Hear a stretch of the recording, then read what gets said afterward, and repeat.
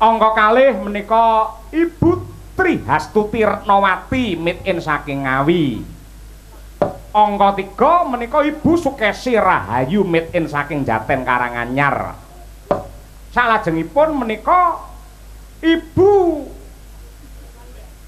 Nona menika tasih Nona nggih. Tasih perawan ketoke. Ha nggih. Perkawis nyatanipun mboten ngerti wong mboten nate nyobi kula nggih. Menika Mbak Wanda Amara made in saking Ngawi. Wanda tegese praupan utawa wajah, Amara niku birahi. Niku. Mila wajahipun menika ngemu birahi. Ha iya. Merangsang. Niku Mbak Wanda Amara niku. Merangsang. Nadyan tiyangipun menika namung mendel, tiyangipun namung guyang-guyu ngoten niku sing marai wong lanang gregeten nggih ngoten niku. Nggih, ngoten niku. Malah turu. Menika saking Ngawi kalajengaken menika Mbak Dian Munasiroh made in saking Laladan Madiun. Nah nggih piyai mriki sami apal. Kalajengaken menika Mbak Dirgita Ayu Setiani Haryanto made in saking Kota Tahu Kediri. Dene salajengipun menika Mbak Nimas Ayu Winong Nawangsih asli saking Laladan Kutha Marmer Tulungagung. Ewadene minangka pamungkasing Paseban menika anak wedok Dimas Niken Salindri. Nah, nggih luar biasa. Saya kondang saya kuncara, syukur yen duwe titel Hajah Niken Salindri. SPD MPD. Wah, jan. Mareme tanpa upama metruk ditunggoni karo anak wedok. Wong wingi ning Madiun nggih bar limbuhan langsung plencing minggat. Sakniki marem tenan dan kaya entuk panggoning kamulyan Nduk Niken Salindri. Ugi ngaturaken panuwun dumateng sedaya para lenggah, para pamirsa ingkang kepareng nyengkuyung adicara ingkang dipun gelar dening Bapak Margana lan Ibu Sri Dwi Astuti. Mugi-mugi raket supeketing kekadangan tanpa beda kalian asmanipun Bapak Margana. Margana, mar tegese mari kita bersatu untuk menjunjung tinggi kebudayaan lumantar pagelaran wayang kulit. Go tegesipun gotong royong mergo mboten wonten gaman sing ngampu kejawi gotong royong warga masyarakat ing Laladan Kampung Baru andayane kekiatan lan kasantosan tumraping pandhean mriki. No tegesipun nata rasa nata pikiran nyelehke marang penggalih supaya ora ngombro-ombro supaya ora kumrangsang kang dadi rasane yen wong pinter nata rasa nata penggalih menika tartamtu dipun paringi badan ingkang seger kewarasan awak ingkang sehat tanpa benten kalian Bapak Margana menika kula ngertos gandeng sabane niku teng sawah duka ngindangi brambang napa ngirim daharan ngoten ning gandeng asring melampah tegese ya kesorot dening wujudipun srengenge mila mboten aneh mboten mokal bilih Bapak Margana menika nggih sariranipun tansah ginanjar seger kewarasan sehat walafiat nggih nadyan to piyayine ireng niku ning saestu weh temenanan nuwun ingkang tanpa upami nggih monggo ngaturaken panglipur sawetawis menika tasih kathah nawala ingkang pamundhutipun dereng kula aturaken nggih Tobi menika kula wiwiti saking Nduk coba Nduk kan jineman apa ngono ayo jineman apa sik ngono saurunge Kusuma Wijaya napa ngono ayo mari kangen boleh jineman kandhek ya boleh kretek ciut boleh kretek amba nggih boleh yo coba apa Nduk Slendro saged pelok nggih monggo. Napa, Nduk? Sineman napa ya, Pak? Sineman gendro napa ular kambang napa? Gendro sing arang-arang metu. Ayo. Gendro, ayo. Apik kuwi malah kuwi ngemu perjuangan kuwi kan. Ayo. Sineman gendro. Tanganmu iki kok kapane to? Tato to? Napa? Kuwi lho. Apa? Luka. Oh, luka to. Luka bakar. Luka bakar. Sapa sing bakar atimu? Wah, Enten-enten, Pak. malah ngenges ra. Sedap kula tak buka catetan riyen nggih, Pak. Nggih. Gawa yo an ngono kuwi. Nggih, betul. Wah, dan kaya sinden tenan nggo caketan barang. Ora napa. Ayo. Madukara. Ah. Karawan natamanda raka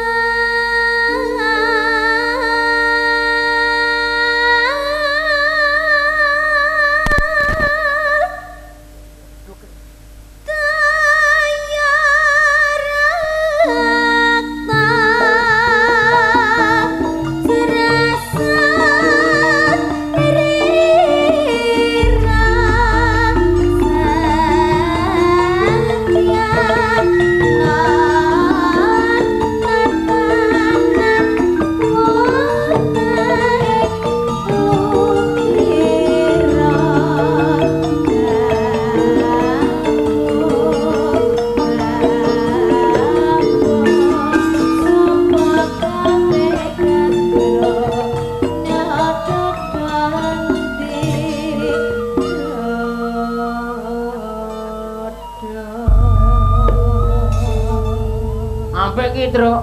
Sik kelingan isih apa jineman gendro. Gendro ki wong ya ngawut ae. Gendro, ha? Gendro. Sing nembang anak wedok niken salindri. Kaya iso gendro barang. Ya. Biyen kulino gendro kok dheweke. Nduk.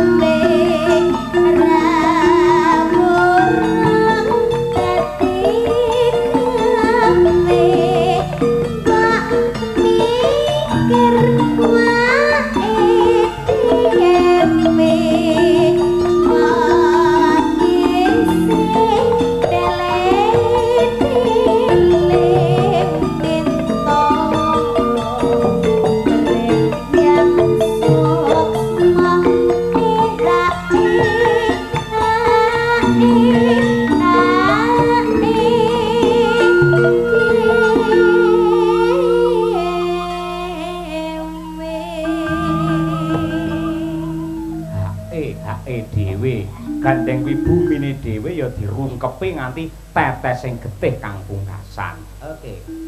Ayo. Mani tak eman ora kena wis ayo gandengan kono saiki rasane aku bakal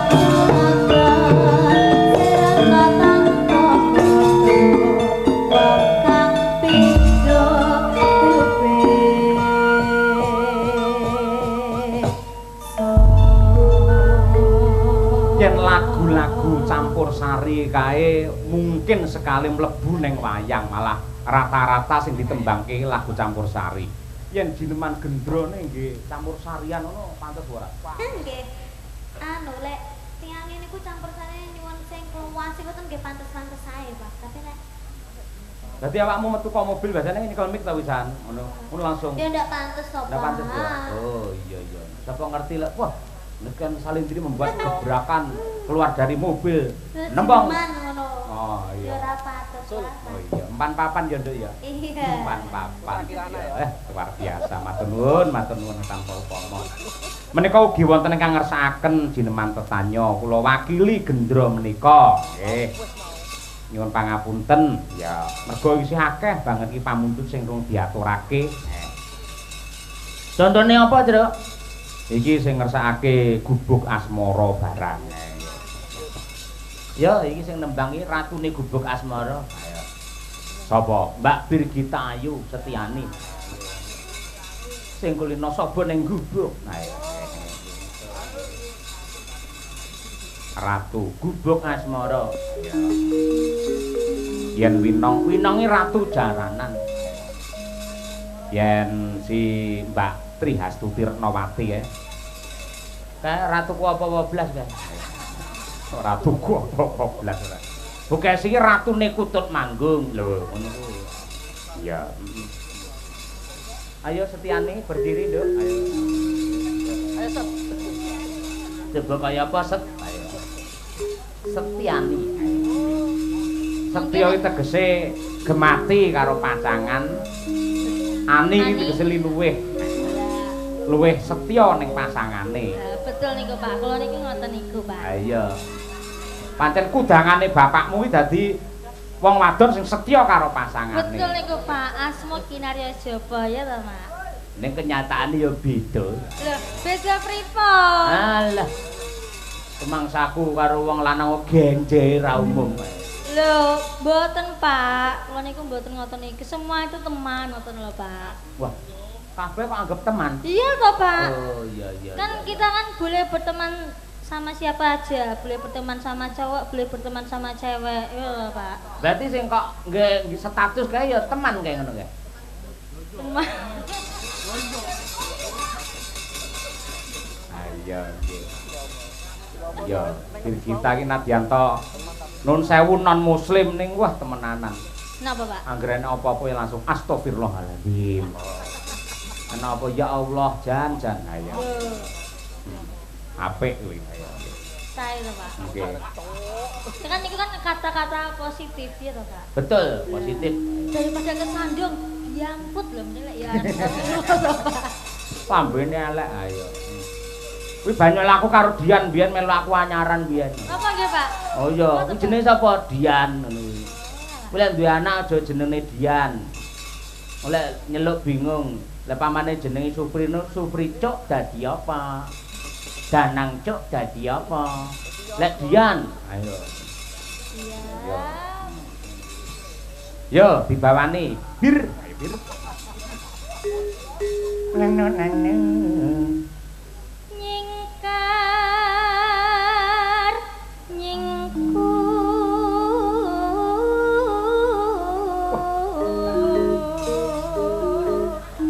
Sugih variasi, ngono kuwi.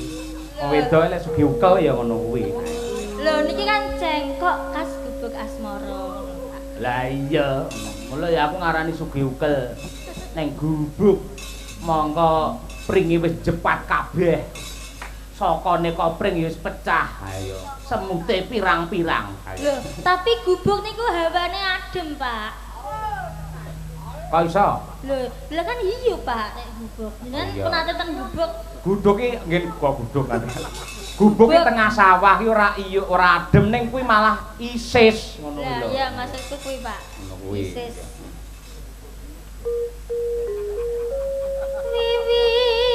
Wiwitane nyingkar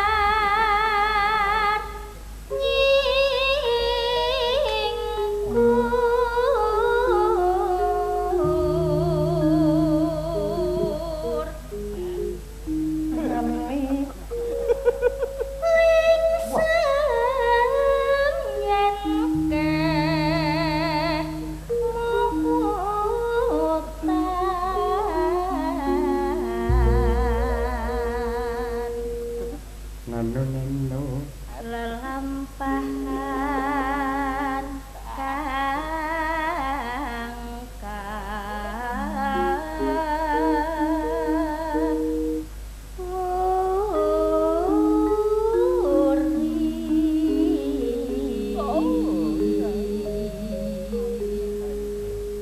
sing kok mindah senenge sing lanang ae. Lah napa, Pak? Variasine akeh ngono ora marai bosen. Ngono kuwi sing Guru kula Pak hebat malahan, Pak. Hah? Lah guru kula hebat to, Pak. Gurumu sapa? Lah Bu Kesi. Lah iya to, Pak. Ukele pripun, Pak?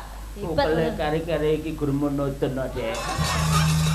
Wis ra gelem ngangge sagam dokter saiki.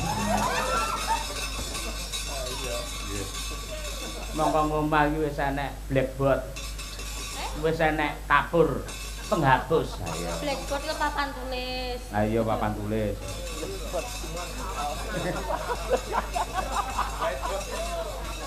Kayak black kayak white black lek kayak. White black. Nek pendopo white black. White box. Ayo. Yo entekke. Tresno tulus nadyaning buk asmara.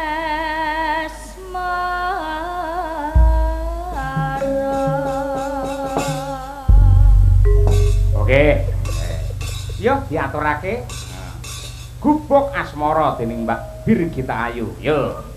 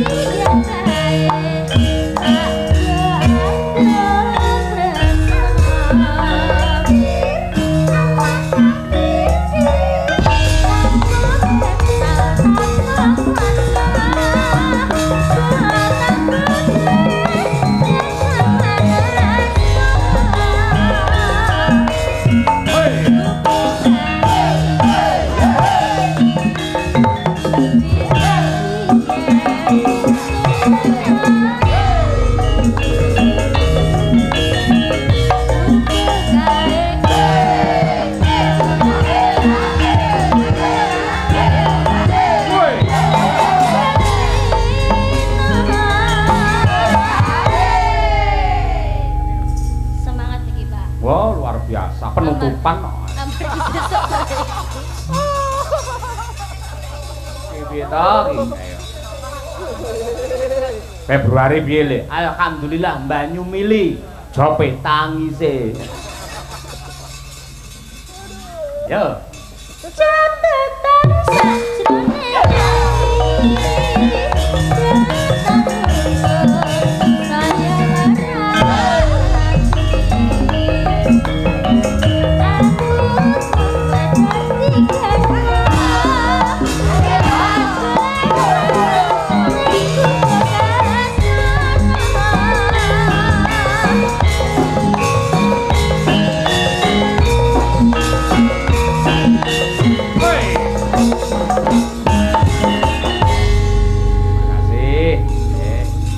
Makasih Mbak Dirgita. Iki ana sing ngersake podang kuning malah tekane layang iki dhisik dhewe mau. Ya saurunge jejer. Heeh. Ngersakake saka Pak Bayan. Ya, karo Pak Agus Kuprit. Sing nembang sapa, Gom? Nyuwun pambiyantu karo Mbak Dian Munasiro karo Mbak Wanda Amara juga. Semeneng luwih dhisik. Ya, Kaya suwi ora krungu podang kuning. Ha iya. Biyen kaya ben-bengi. Ha iya. Ya kesilem karo lagu anyar liya-liyane.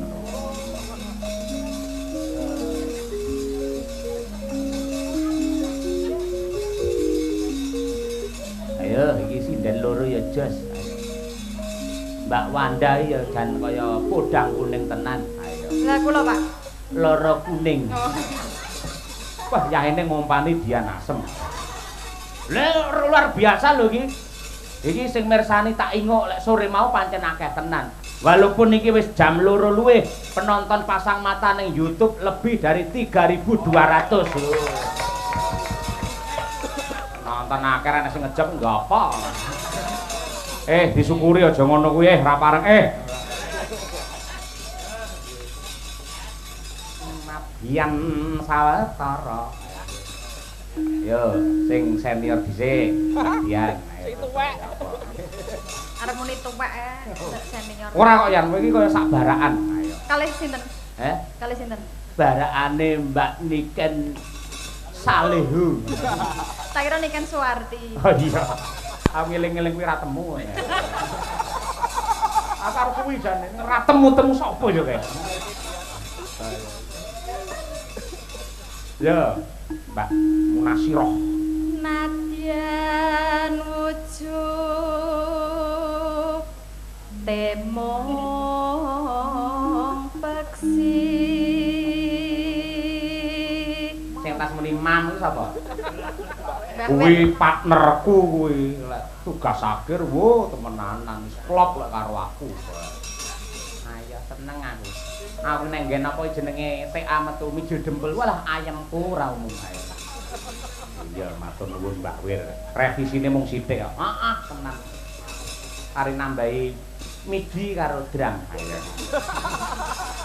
PA nggen midi ora. Agam Cina. Ya.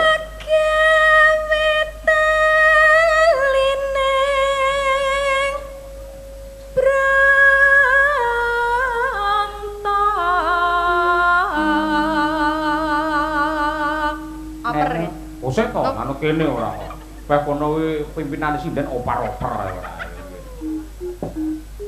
Alus manis nengsem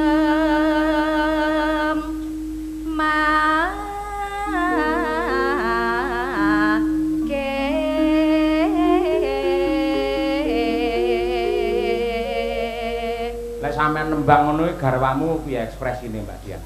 Anu, terusé sedut-senut. Kapok kowe? Nggih. Oh iya. Dan semua lek nang omah, malah iki masak sedut-senut ora. Putramu wis umur pira kae? Sing pundi, Pak? Nomor loro sing nembe lahir. Selapan. Selapan. Nggih. Berarti 35 dina. Nggih, Pak. Wis kok tinggal ya. Nggih. Ngopo kok kesusu tinggal tanggapan. Butuh kok, Pak? Oh iya. Nah. Butuh ayo nggih. Butuh iki ora nek musuhe. Ayo sing urung butuh iki coba kaya apa? Ayo. Mbak Wanda Amara, wah jan awake padhet sing set kaya ngono kae.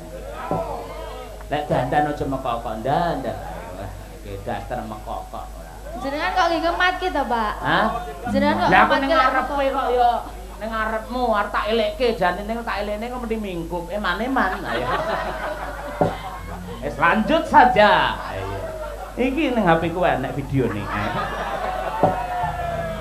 Tak ning kolah. Ayo. Stop. Intermezzo. Ya hop. Bae kaya ngono ya kelakuanmu ning arep siden. Ora guyone ngono kuwi, guyone bekes asine lho. Lakon tekan ngomah tak sunati tenan yo. Wah, sunat neh kowe. Ora apa-apa kok sunati, kok tak dusi lek tukul neh. Pak, videone nggo ngene to, Pak? Hah? Videone. Mbah. Delok-delok arep turu. Mesake lho maling, Anda malah salah tingkah itu. Ayo share, Pak. Ayo. Serok, Pak. Ayo. Ora apa-apa ndak, jare kanca-kanca padha kulite.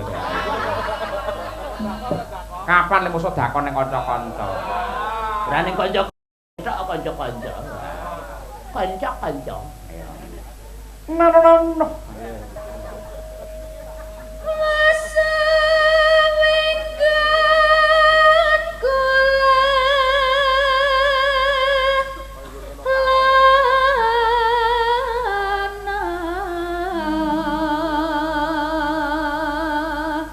Nonano Golek isi podang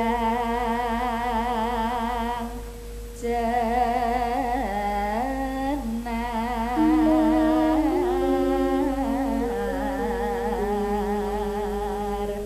Mbak Dian, yuk. Ibu bunga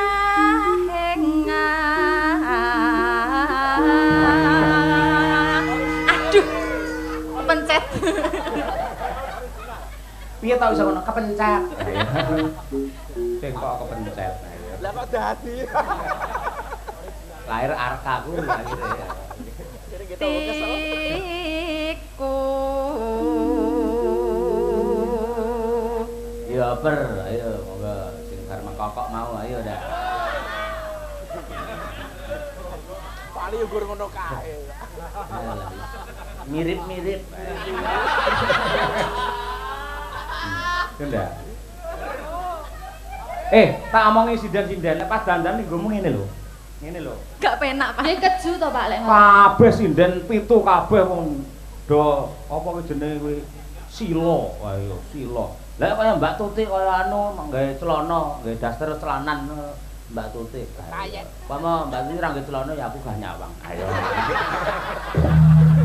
Lali. Dosa maksudnya. Lali. Dosa. Ono bonus iki. Sobek-sobek ora. Kaya api-api kok.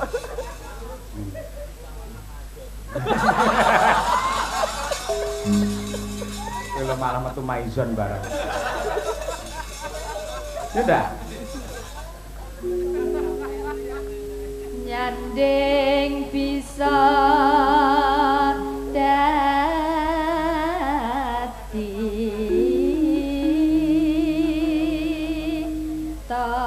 Oh, ora ngono. Pripun, Pak? Ngono. Miring, Wan.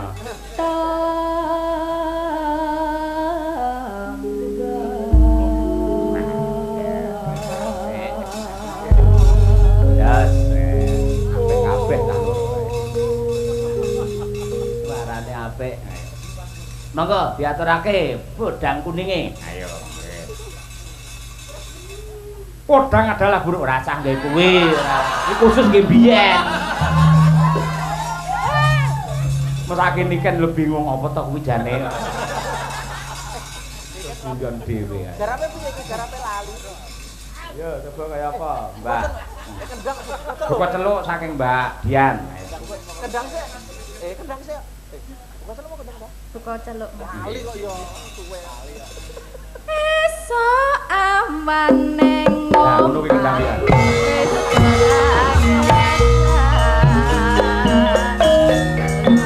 Yo nakal mbiyen kendang. Nong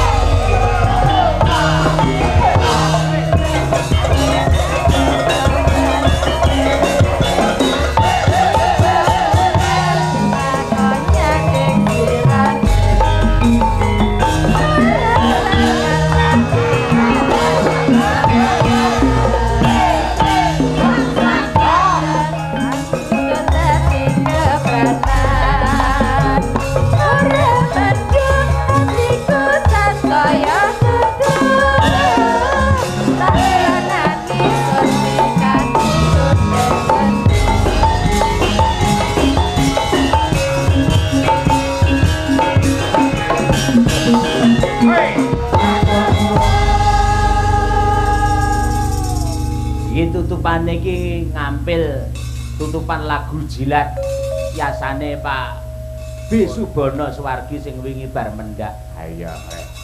Karya-karyanya tetap menggaung insyaallah dadi amal kesaenanipun ingkang jurung wonten nirwananing pangeran. Amin ya rabbal alamin. Ya nduk Ken iki Ken. Nah, itu tanggapan Rano sampean. Kula benjing niki mengke kula langsung bablas teng Brebes, Pak. Brebes. Lho wingi Nggih. kaya bar kok Brebes to. Storine Pak E wingi.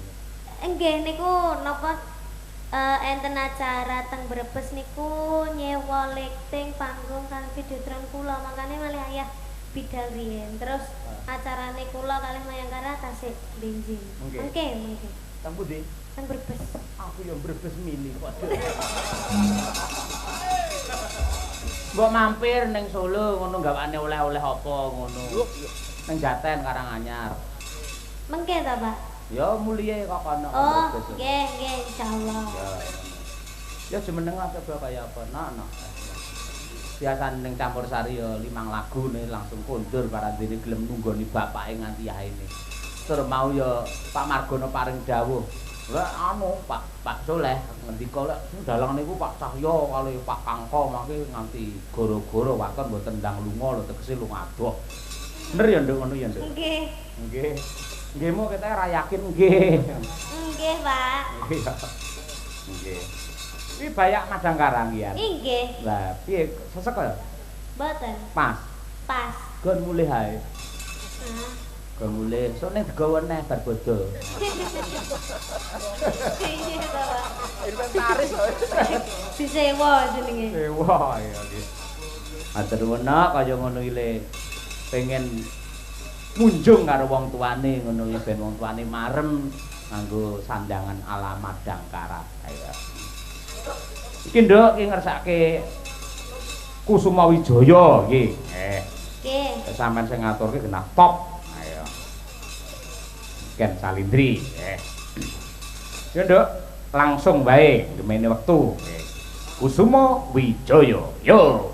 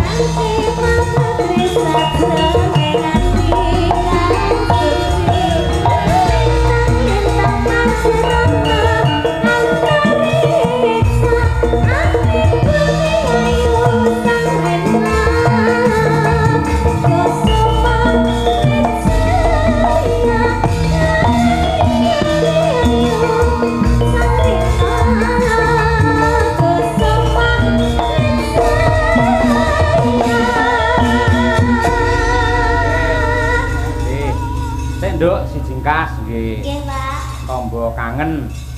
Nong ayo kancane adike. Ayo. Wis entuk wawancara akeh to mau awakmu? Hah? Hah? Lha iki arepe anu to, apa kowe arep apa no? Arep gawe tulisan penelitian to. Iya. Belum wawancara to. Belum, Pak. Kalau di panggung Jagungan ngecipris sing ngopo? enggak kedengeran, Pak, direkam kan kalau di panggung. Oh. Enggak kedengeran direkam kalau di panggung. Oh iya. Besok. Ya engko melu Besok jadinya besok, Pak. Iya. Besok VC. VC, iya. Mripate VC. Beda itu bukan VC. Iya. Niki apa to, Dek? Kaya apa? Lagune ala sekarang monggo arep Puspitanala oke utawa apa wae monggo berdua dirembuk. Ugi diaturake karo Pak Jono sing saka Surabaya karo Bu Desri. Ya. Mangking sakwula pinanggih Pak Jono Bu Sri tanggal 24 nggih wonten dalem timasan 100 hari sedanipun Swargi Ki Haji Anom Suroto. Ayo nggih. Apa? Kan? Apa? Itu aja. Oh, dok kutut manggung aja lah. Bentuk manggung sing iso dingene-ngene. Lah Mbak Tuti iso panggan kuwi di mana ning. Ojo. Dengan remene napa Pak lagune biasane? Wah, aku itu mau lawas seneng aku ki. Saiki. Puspitanala Kiter Sumilir. Heeh. Katresnan Katresnan Sejati. Sejati. Yo, Kasetyan Katresnan Sejati Jati. Puspitanala. Rodok mulai mengikuti aku sing. Oh iya, Katresnan Sejati. Nganti saiki sing jangget ya bangsane Kiter Sumilir, ayang-ayang ngono iki. Iki sing mulai masuk pelan-pelan iki Katresnan Sejati. Oh iya. Kasetyan Jati pun nate mireng. Pun. Hah? Kasetyan lho Pak, bukan Katresnan lho, beda. Pamintaku wae. Bukan. Kasetya tuhu ya nyok ora. Dereng ngerti. Katresnan Sejati aja nek. Nggih, dijumbuhke gandeng iki lak Pak Margono kagungan kersa mantu. Muga-muga temanten kekalih katresnanipun sejati ra ngoten. Ya. Ngono ya, Ken? Nggih, Pak. Oke, ya, ada. Mangga katur mempelai berdua katresnan sejati. Yo.